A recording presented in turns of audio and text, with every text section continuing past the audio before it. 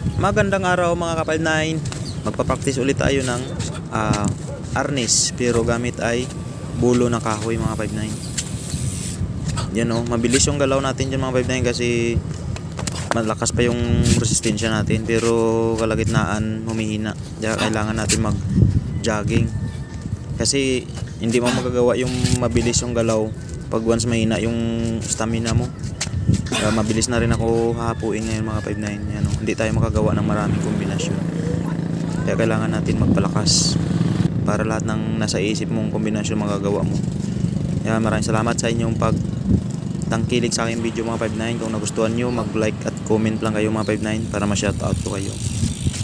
Yan, thank you. At ngayon nahiligan ko na rin yung arnis ngayon mga 5-9. Dati wala akong interest sa arnis. Tsako lang yung gusto ko. Ngayon, i-demand ngayon yung arnis mga 5-9 kaysa sa tsako. Maraming salamat po.